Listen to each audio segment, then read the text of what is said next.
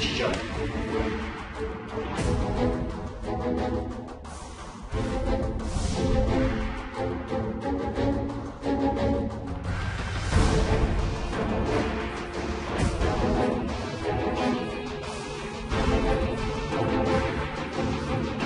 저는 박원순 시장에 대한 피소 사실을 몰랐습니다.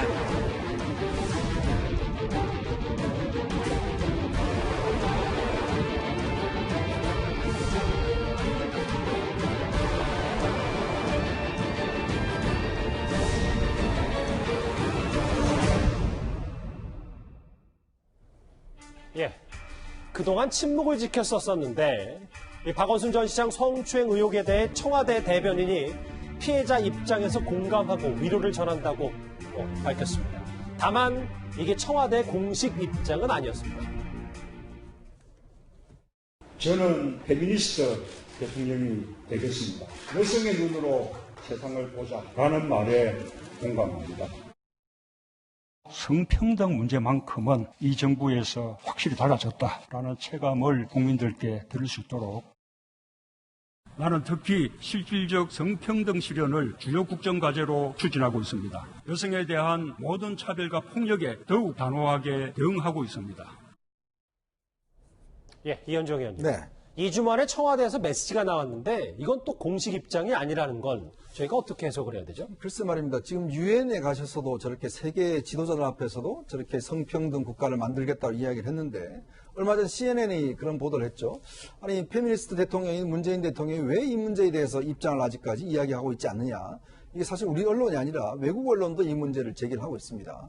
아시겠지만 문재인 대통령 그동안 뭐 장자연 사건이라는 이런 거 공소시효가 지난 사건에 대해서도 이거 진상규명을 위해서 이걸 수사를 해라라고 지시까지 내린 분이에요. 예. 자, 해외에 가 있는 출장 중에도 기무사 계엄령 사태가 터지니까 직접 전화를 걸어서 조사하라라고 지시까지 한 분입니다. 자, 근데 지금 모든 국민들이 어떤 관심이 있고 좀 이 여성분들이 어떤 분노해하는 이 박원순 시장 사건이 터진 이후에 2주가 지나도록 대통령은 한마디에 충격이다라는 전달된 이야기 이외에는 한마디도 지금 이야기를 하고 있지 않습니다. 과연 이게 올바른 것일까요? 우리가 피해자 중심주의, 성인지 감수성 이야기할 때는 이런 성폭력 사건이 권력에 의한 폭력 사건이 생기면 항상 피해자 입장에서 모든 걸 바라보라는 그런 주의입니다. 우리 법원도 몇 년 전부터 이 입장에서 이제 판결을 내리고 있죠. 자, 근데 강민석 대변인이 이제 한 언론과의 어떤 전화 통화에서 이런 입장을 이야기를 했어요. 그래서 그 언론이 청와대가 처음으로 피해자에 대해서 유감을 표명했다라고 기사를 썼는데 이 기사가 나가니까 청와대는 무슨 소리냐, 우리 공식 입장 아니다 라고 지금 이야기를 하고 있는 겁니다. 자, 강민석 대변인은요, 청와대 대변인입니다. 청와대 대변인이라는 것은 대통령의 뜻을 대신 전달하는 사람이에요. 강민석 부대변인은 언론계에서 꽤 오랫동안 기자로 활동했던 분입니다. 그렇죠? 예. 뭘 알겠죠. 자, 그럼에도 불구하고 그냥 개인 의견을 이야기했을까요? 저는 아니라고 봅니다. 자, 근데도 불구하고 저걸 청와대가 부인하는 것조차도 저는 이상하다고 봐요. 왜냐하면 저거는 어떤 면에서 보면 지금 상황으로 보면 굉장히 자연스러운 반응이거든요.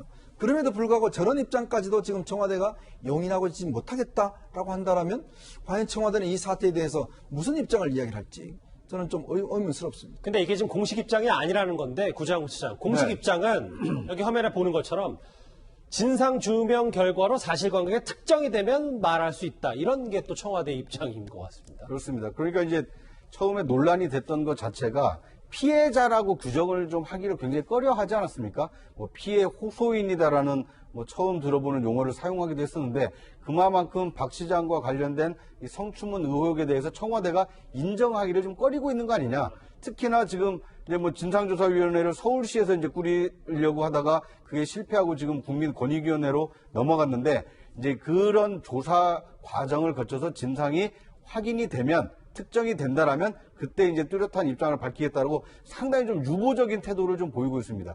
그런데 청와대가 물론 뭐 신중하게 입장 태도를 밝힐 수는 있지만 다만 저런 어떤 뭐 말바꾸기로 비치는 어떤 그 행동 때문에 실제로 이 그 박 시장을 고소했던 그 A씨, 이 비서 입장에서 보면 이 자체가 상당히 좀 충격적인 2차 가해로 비칠 측면이 좀 있습니다. 이런 점은 상당히 좀 아쉬운 대목이 아닐 수가 없습니다. 글쎄요. 저번에도 강민석 대변인이 이 노영민 비서실장 집 처분권을 두고 반포 이 청주 오락가락해서 또 청와대 내부에서도 비판을 받았다고 하는데 이게 본인의 정말 이번도 해프닝 실수인지 아니면 청와대 숨은 뜻인지는 뭐 저희는 알 수 없습니다. 정의당은 이런 청와대 오락가락 행보를 이렇게 비판했습니다. 2차 피해가 난무한 지금과 같은 상황에서 문재인 대통령은 누구 곁에 설 것인지 명확히 입장을 낼 것을 촉구합니다. 외면과 회피는 대통령의 책임 있는 모습이 결코 아니라는 것을 알길 바랍니다. 피해자에게 공감의 메시지를 보내다가 선 긋는 모습의 허탈함을 감출 수 없습니다. 현 정부의 갈팡질팡 속 입장 없음을 여실히 보여주는 꼴입니다.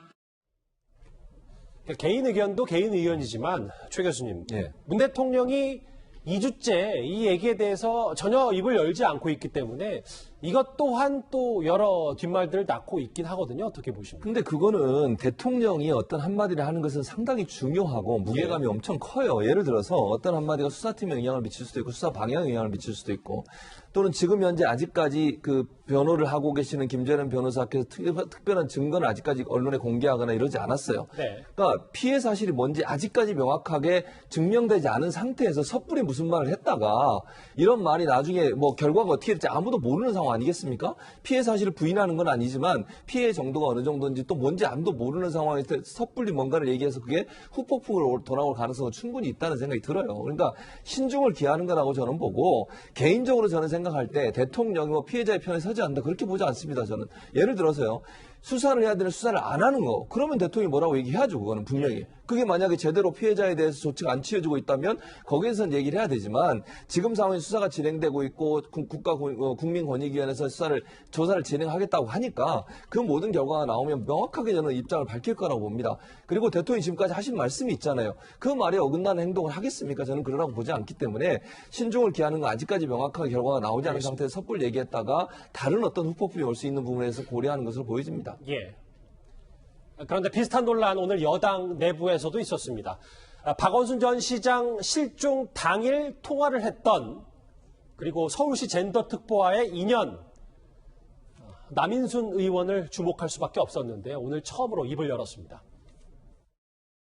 저는 박원순 시장에 대한 피소 사실을 몰랐습니다. 피소 상황을 알려줬다는 일부 언론의 보도는 사실이 아닙니다. 앞으로 추정 보도는 삼가해 주실 것을 부탁드립니다. 최고에 대해서 말씀드렸고요. 제가 더 이상 드릴 말씀은 없습니다. 박원순 시장과 당일날 통화하신 내용이 지금 어떤 걸 통화하신 거죠? 더 이상 드릴 말씀이 없고요. 아까 제가 피소 사실을 몰랐다고 이미 말씀드렸습니다. 의미스러운 일이 있었다는 거에 대해서는 더 이상 드릴 말씀이 없습니다. 이현정 의원님, 네. 여기 그래픽의 제목 그대로네. 침묵을 깨긴 했는데 어쨌든 뾰족한 물론 뭐 본인이 정말 몰랐으면 몰랐다고 하는 건데 여러 가지 뭐 다른 메시지가 전해지진 않았네요. 저는 남인순 의원 참 이번 사태를 보면 굉장히 좀 실망스러운데요. 남인순 의원은 평생을 여성인권운동에 몸을 바치신 분입니다. 여성단체연합회 회장도 했고 또 여성 지도자 상도 받았고 평생 어떤 면에서 여성운동에 몸담은 분이 있죠. 여성의 인권을 어떤 면에서 보면 강화하는 그런 측면에서 본인이 일을 해왔고 이번에 사실 뭐 당내에서는 박원순계로 알려져 있습니다. 임순영 지금 젠더특보 같은 경우도 본인이 보좌관이었습니다. 예. 보좌관이 젠더특보였고 그러면 이번 사태가 생겼으면 사실 우리가 어떤 국회의원이나 최고위원이라는 자리는 개인적인 인연을 갖고 논하는 자리 아닙니다. 저도 예를 들어서 박원순 시장 잘합니다. 그러나 박원순 시장의 개인적인 인연이 있다고 해서 이 부분을 덮고 하는 것은 공인의 자세가 아니거든요. 예. 그렇다면 박인순 지금 최고위원이 어쩌면 여성 최고위원이고 당에서 이 문제를 주도로 즉 이 TF 팀장을 맡고 있어요. 그렇다면 박인순 최고위원이 이 부분에 적극적으로 어쩌면 조사를 한다 해야 될 텐데 처음에 피해 호소인이라는 단어를 이야기할 때 처음에 쓰자고 한 사람은 저는 남인순 최고위원을 알고 있습니다. 그렇게 취재가 되셨습니까? 그러니까 그것도 저는 부당한 생각이 들고 또 이번도 마찬가지로 박원순 시장이 이제 극단적인 선택을 한 날 당일날 전화 통화를 했다는 거 아니겠습니까? 네. 본인은 지금 뭐라고 이야기했냐면 그런 보도가 있으니까 고소 사실은 몰랐다라고만 이야기를 하고 통화했다는 이야기는 안 하고 있어요.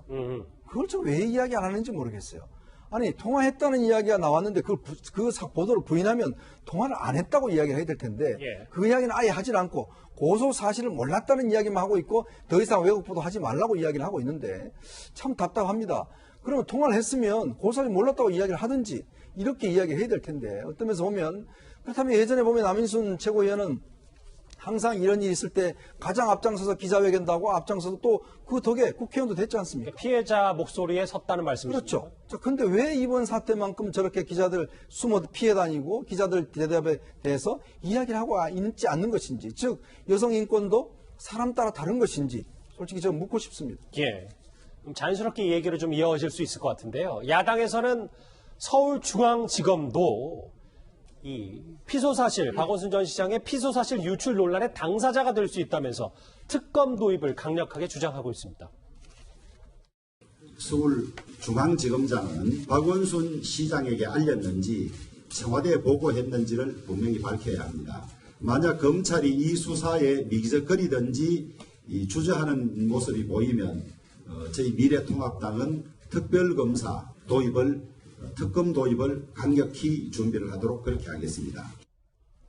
특검 도입하자. 저 야당의 생각이 밑바닥에는 정 변호사님. 저희가 보고 체계를 한번 그려봤는데 이성윤 지검장이 전날, 그러니까 경찰 고소장이 접수되기 전날 이 사실을 모를 리가 없다. 이게 좀 야당의 생각인 것 같거든요.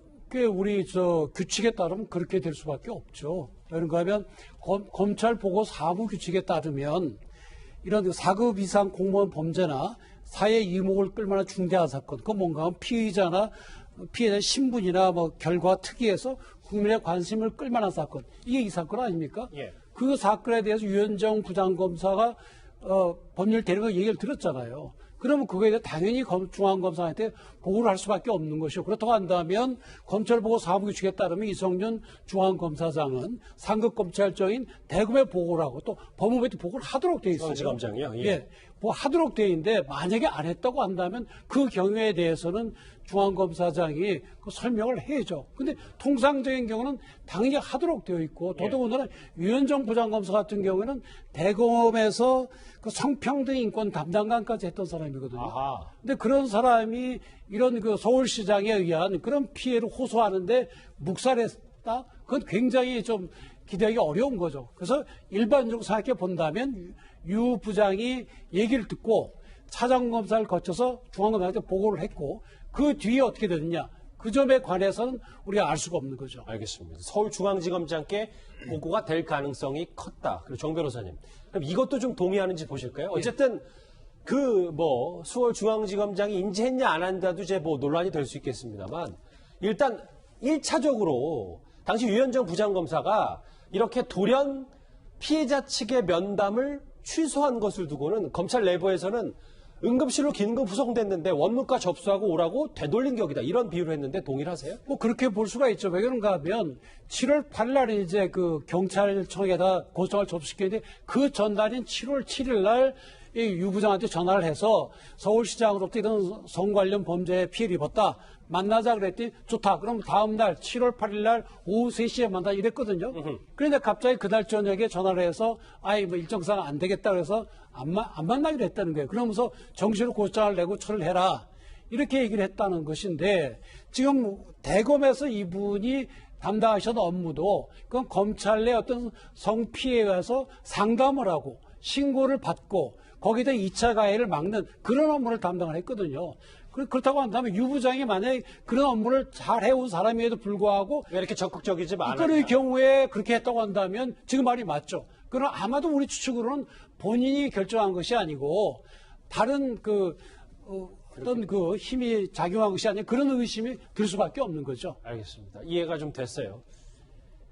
박원순 전 시장 성추행 의혹을 놓고 청와대와 여당이 글쎄요, 책임 있는 태도를 보이지 않고 있다는 지적도 야당에선 제기하고 있는데요. 그런데 이 시점에 안희정 전 지사 성폭행 피해자인 김지은 씨가 한 언론 인터뷰에 나섰습니다. 많이 애통하시겠다고 위로의 말씀을 드렸습니다. 같은 시기에 지사로 함께 일을 한 인연이 있죠. 안 지사는 노무현 후보의 보좌진에 속해 있습니다. 함께 일했습니다. 고대 최상기 교수님을 잠깐 인상객 등이 있었는데 그때 약간 눈물을 좀 흘리는 걸 닦으면서 들어왔었고요. 수감생활 어떠냐 이 질문에 안 지사는 좀 뭐라고 대답했는지. 그 다음에 대해서 별로 답변이 없이 아직 한 2년 정도 남았다 이렇게 이야기했습니다. 아까 정 변호사님 말씀하셨던 서울중앙지검을 둘러싼 논란은 일단 추정이기 때문에 저희가 그렇습니다. 한번 그냥 의견일 신중하게, 뿐이고요. 아직 확인된 건 아니에요. 접근을 해보도록 하겠습니다. 알겠습니다. 구장처장. 네. 이 시점에 김지은 씨가 입을 열었는데 네. 제가 한번 읽어볼게요. 난 여전히 화형대 위의 마녀다. 2년 전과 달라지지 않은 현실을 듣는 게 힘들었고 하루 종일 울다가 며칠을 몸살 시달렸다. 이렇게 얘기를 했거든요. 네. 이제 인터뷰가 이제 한 언론에 실렸는데요. 거기에 나온 내용 중에 상당히 좀 이렇게 공감하게 만드는 요소가 좀 몇 가지 있었습니다. 그 중에 하나가 이런 그 성 관련 사건이 발생할 수밖에 없는 이 위력을 만든 조직적인 구조에 대해서는 별로 문제 제기가 없다. 오히려 가해자 한 개인의 문제로 치부되는 이 현실이 좀 반복되고 있어서 굉장히 안타깝다 이런 얘기를 했는데요. 실제로 지금 뭐 이제 청와대가 사과를 했느냐 하지 않았느냐, 서울시에서는 얼마나 많은 사람들이 알고 있었느냐 이런 거에 대한 굉장히 많은 의구심이 지금 등장하고 있지 않습니까? 그만큼 이 피해를 본 그 여성이 느꼈을 어떤 자괴감, 그리고 그 주변에서 그 피해 사실을 알고 있었을 개연성이 높은 사람들이 적극적으로 그 피해를 그 예방하기 위한 노력 또는 재발하지 않도록 그 도우려는 노력, 이제 이런 것이 과거에도 없었지만 2년이 지난 지금까지도 마찬가지로 과거와 똑같다. 이제 이런 현실에 대한 안타까움을 토로했는데 굉장히 좀 저도 이 인터뷰 기사를 보면서 상당히 좀 우리가 2년이라는 시간이 지났음에도 불구하고 이 구조적인 문제를 해결하지 못하고 있구나. 굉장히 좀 안타까운 생각이 들었습니다. 2년 전과 같은 현실에 며칠을 몸살을 앓았다는 김지은 씨. 지금 화면에 보시면 뭐 안정 전 지사, 오거돈 전 시장, 그리고 좀 더 일어나지 말았어야 되는데 박원순 전 시장 성추행 의혹까지 불거졌기 때문에요. 피해자 측의 목소리, 김지은 씨의 목소리도 저희가 한번 귀를 기울여 봤습니다.